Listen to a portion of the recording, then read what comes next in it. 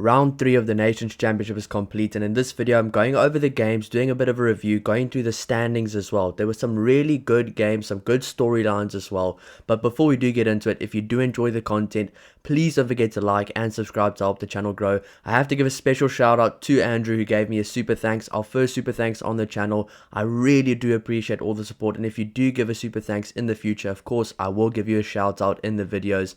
I really do appreciate it, and I do appreciate all the support for the channel, all the kind comments, all the feedback. I really do. I mean, we've just hit 3,000 subscribers. Now we're already over 3,200. We're trying to go for 10,000. We're trying to go for 100,000, and I really do appreciate every single one of you that tune in, support, leave a like, leave a comment. I really do appreciate it. So thank you so much again, Andrew. I really do appreciate that. All right, let's go right through the results here. So the games that happened this weekend: New Zealand, Ireland, Japan versus France, Wallabies versus Italy, Fiji versus Scotland, South Africa versus Wales, and Argentina versus England. We'll start at the very start. New Zealand, the All Blacks versus Ireland. New Zealand getting the win there, 40 points to 21.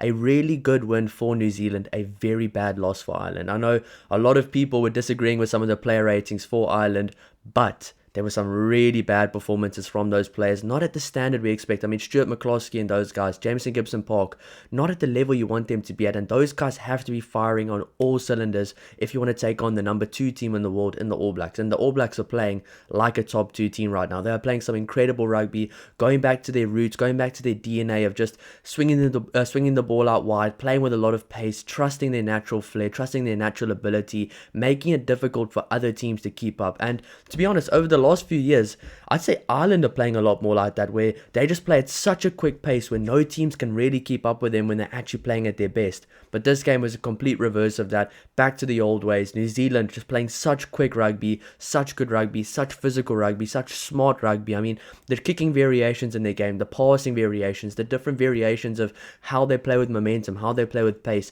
they make it so difficult for the opposition team to know what they're doing next. So the All Blacks are looking really good right now. For Ireland, not the best last 3 games, it has to be said. They had a pretty good Six Nations, poor game against France, battled back against Italy the next game, destroyed England, destroyed Scotland, good game against Wales as well. Came now to the Southern Hemisphere, got a pretty good win against the Wallabies, but they didn't play well at all. An okay win against Japan with a much changed team, but now a very disappointing loss to the All Blacks. So overall, from these last 3 games, I think the All Blacks will be very happy. 3 from 3. A bit of a close game against France, but that France team came with a lot of intent. They wanted to beat this All Blacks team. Then the next game, I think they beat Italy by quite a lot. I mean, quite a big margin, especially in the second half. And now in the final game here, things really did click for the All Blacks. A good 40 points to 21 win over Ireland. And for Ireland, not the best tour. So a lot to work on for them, but now they have a break. But for the All Blacks, up next, the greatest rivalry tour. I will be covering every single game, the club games, the team releases, the news around it, the player ratings, the match reactions, the match previews.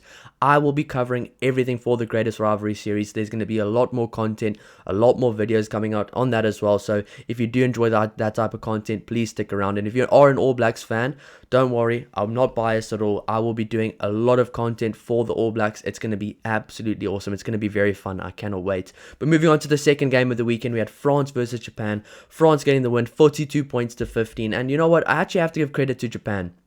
These last 3 games, they had a win. They had 2 not bad losses, but 2 healthy losses, you can call them. I mean, losing by a healthy margin. But they always asked questions. They played with a lot of intensity. I think them as a team, what I was expecting from Fiji is what we got from Japan. Maybe winning a game and actually challenging teams now and then. So for Japan, I'd say it was a pretty solid last 3 weeks. Yes, they lost 2 games, but that was against France and against Ireland, who are very good teams in international rugby. But I think the really big thing that Japan can take away from this tour is beating Italy at home. They absolutely dominated Italy in that game. Possession, territory, physicality. They beat Italy in their own game in that game and still imposed themselves by playing their style of rugby. So for Japan, the last 3 weeks, they'll take as a success. They'll build on it going forward. And for them, it's just about getting more game time at this level, because there's a lot of potential there. But France, on the other hand, I would say they had a very successful last 3 weeks.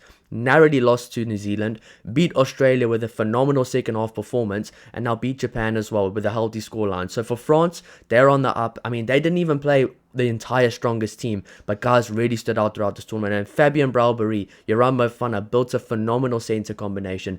Theo Atisogbe looked so comfortable on the wing. On the other side, we had Grandidier and Kanang, who was awesome in that game against the Wallabies. Mathieu Jalibert and Roman Intermac playing together for one of the first times I've ever seen them, and it really looked good. It really paid off without the guys like Thomas Ramos, without the guys like Antoine Dupont. But you don't need those guys if you have a Maxime Luku, who's one of the best scrum-offs in the world. Mathieu Jalibert, who is probably one of the best fly-offs in the world as well. And Roman Intermac, one of the other probably top 6 fly-offs in the world, playing in the same backline as a Mathieu Jalibert. It's always going to be good. And I think for France, a lot of boxes ticked from this tour. They were absolutely awesome, and they built a lot of combinations. And I think a lot of guys from this team, a lot of those younger guys, have really put up their hands and said, don't pick that other guy, pick me now. So very good from France. They're 42 points win to 15 over Japan. Moving on to the next game, we had the Wallabies thrashing Italy 57 points to 10. And it has to be said, these last 3 weeks for Italy have been absolutely horrific. It's been horrendous.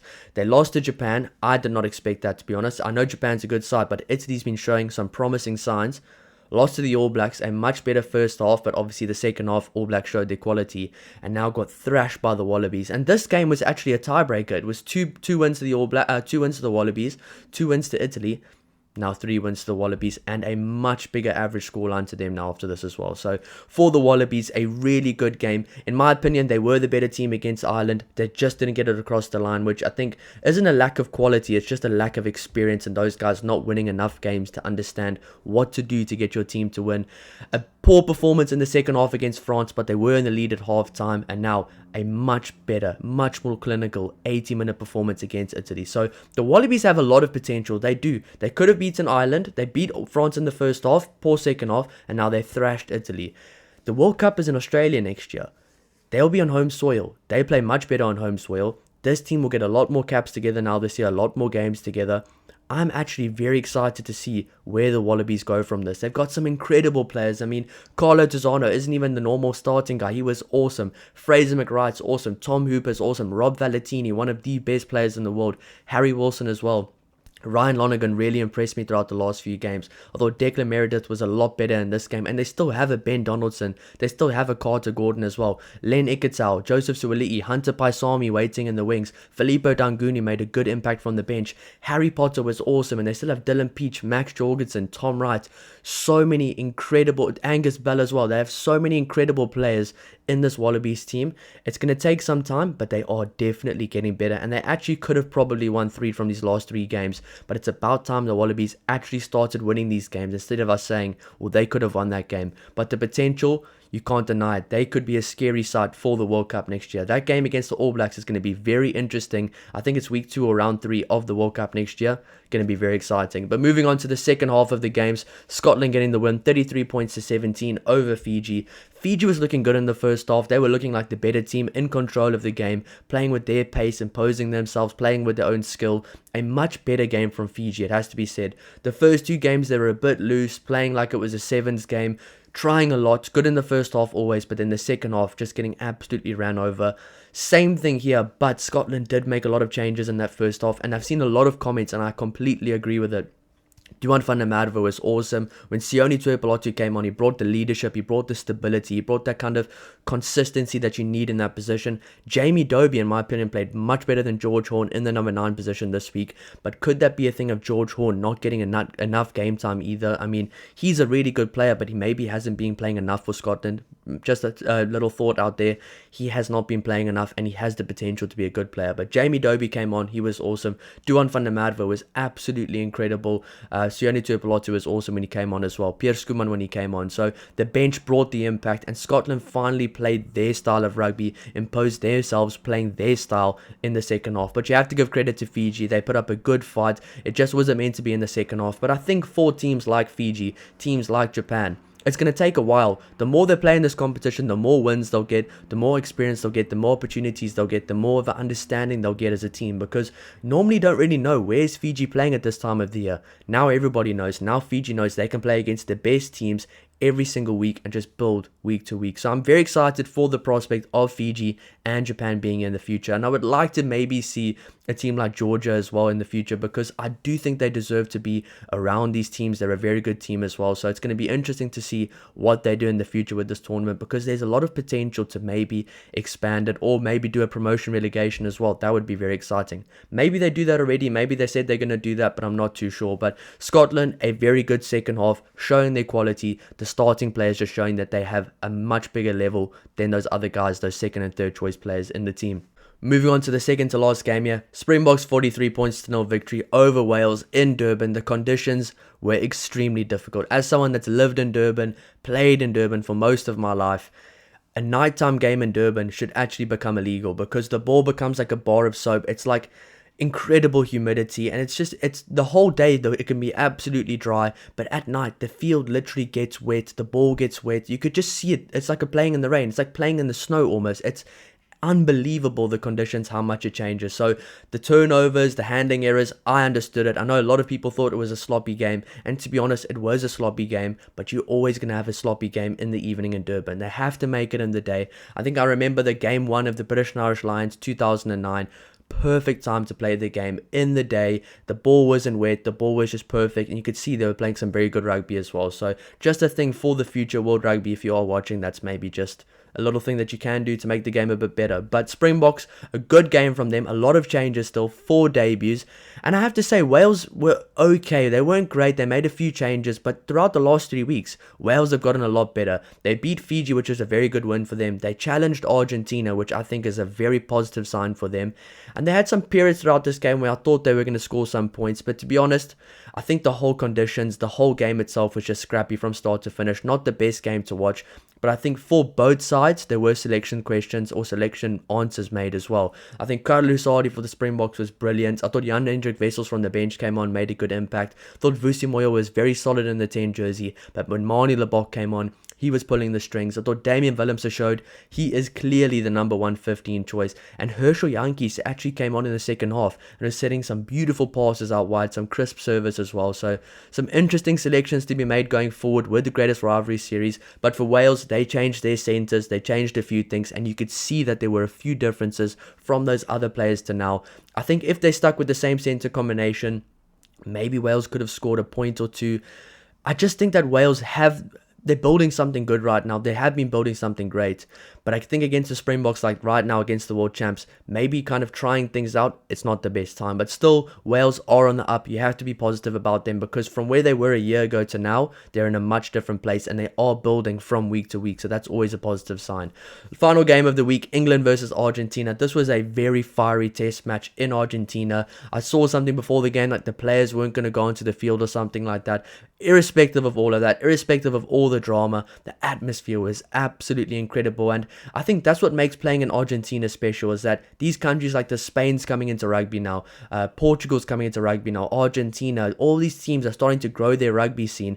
If we can see more home games there, see the crowd like that, more youngsters will get behind rugby, they'll start playing rugby, and I think there'll be some extremely good talented players from those countries as well. And Argentina is a really good team in the World Cups. They've always been a good rugby team.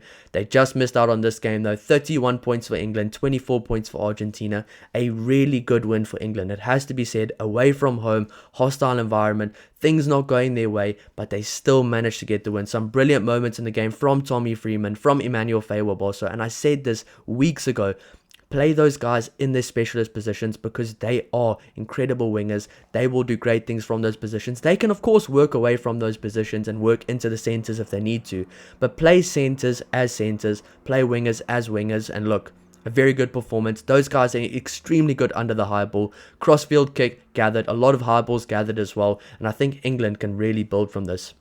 Very good win against Fiji. Obviously, Fiji didn't pitch up the way probably England wanted them to, but a very good win, very dominant performance, and now a good win away from home. They'll have a break now. They'll be recharged, full of confidence, ready for the end of year tour to kind of play against New Zealand, Australia, and Japan as well. Those are going to be 3 very interesting but very good games as well. So for Argentina, almost clawed their way back. I'm not going to talk about the refereeing decisions, but Argentina did very well to claw their way back. At one stage in the game, the crowd was behind them. I thought Argentina's going to run away with this. But England showed their class, showed their quality. A lot of youngsters in the England team as well, so a very good learning experience and a good win as well. So that is the review for the week. Those are the results. New Zealand 40 points to 21 win over Ireland. France 42 to 15 over Japan. Australia 57 points to 10 over Italy. A very good win, dominant win there. Scotland with a second half surge there, 33 points to 17 over Fiji. South Africa 43 points to 0 against Wales in a very slippery Durban, and England in a very fiery, very hostile environment, 31 points to 24 victory over Argentina. Let me know what was your best game of the weekend. Let me know who was your favorite player to watch from the weekend. The team of the week will be coming out after this. So thank you so much for all the support. I'll see you in the next one. Cheers.